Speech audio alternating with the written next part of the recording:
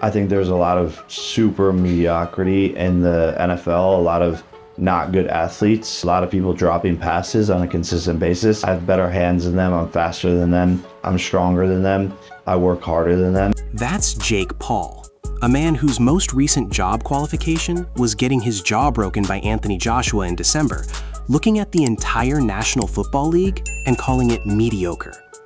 Bro really watched himself lose a boxing match and thought, you know what would fix this ego? Insulting 300 professional athletes at once. There's no mediocrity in the league. Yeah. The bums are good. And I say the bums because we consider them bums because we don't know. Why is he in the game? He's good. Yeah. A lot of not good athletes, everybody in the league is a good athlete. Everybody. That's the Speakeasy crew. And they didn't even let the clip finish playing before they started clapping back. When actual former NFL players are the ones defending the league's honor against a guy who once got knocked silly by a boxer with a broken jaw of his own, dog, you already know how this is going to go. Absolutely not. Too old, too washed up, and never was probably that good in the first place. And disrespecting the players doesn't help. That's Kelvin Washington on The Odd Couple. And he wasn't asking a question, he was reading a eulogy. So let's back up and get you the full story, because this thing has way more layers than Jake Paul spray tan. Here's what actually happened. Jake Paul sat down with Front Office Sports and dropped more than a training update. Full, I've got teams and coaches already interested energy. And instead of just selling himself, he decided the fastest path to hype was torching the entire league on the way in. Mediocrity, bad athletes, guys who can't catch. That's not confidence. That's a guy who thinks the way up is stepping on everybody else's neck first. Wide receiver is God-given. Wide receiver is not something you train to play. That's the turning point of this segment. And it's the exact position Jake Paul picked for himself. Not tight end, where reps can build the frame over time. Not linebacker, where instincts get coached up. Wide receiver. The one spot where the panel says straight up, you either got it from birth or you don't. He didn't just pick a hard position to learn late. He picked the one position these guys agree is basically unteachable past a certain age. And it's not just about raw speed, which is exactly what Jake Paul's argument misses. The panel lays out what actually separates a real receiver from a guy who's just fast.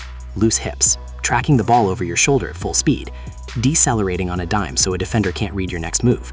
That's not something you pick up from a few months of practicing some routes. He's not wrong that he's an athlete. He's wrong about which specific skill set this job actually requires. Now, here's where the story gets its real edge. Because this isn't just two shows dunking on a boxer for fun. There's actual history and actual stakes buried in why NFL players are taking this personally. You're going to take a spot from somebody who played college football and put in the time and the energy. Really, you're taking that spot because you're a fake boxer who set up all of these matches that worked out into your favor and whatnot? That's the real gut punch of this whole controversy.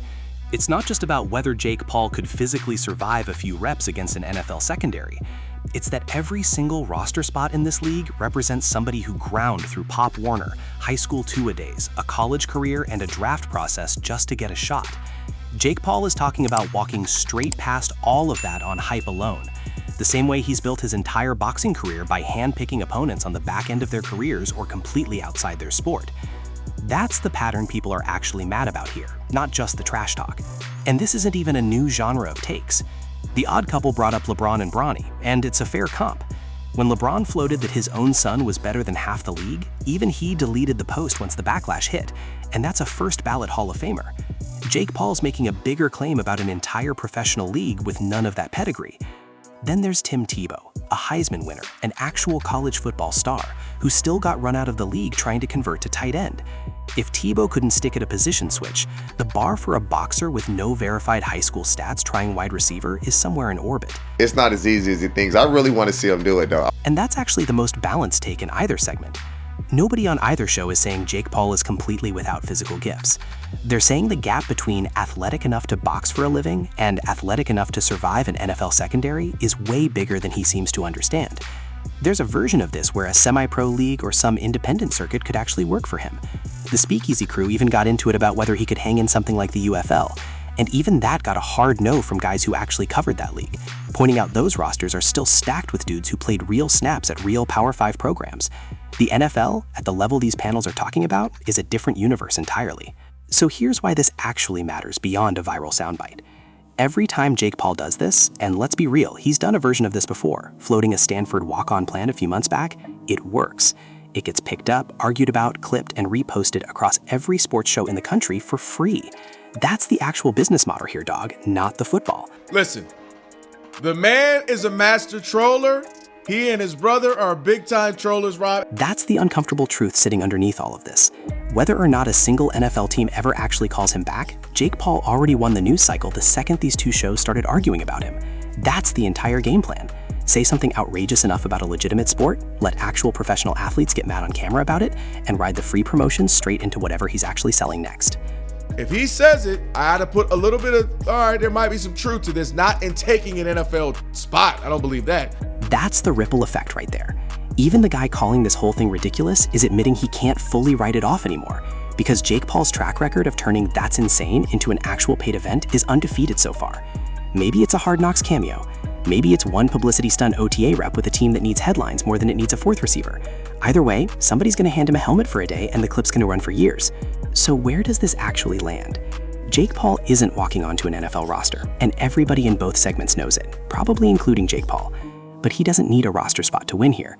He just needed 300 professional athletes and 2 sports shows arguing about him instead of the actual football happening this preseason. Mission accomplished, pads or no pads. The real athletes are still out there running routes that took a lifetime to learn. Jake Paul still out there running his mouth.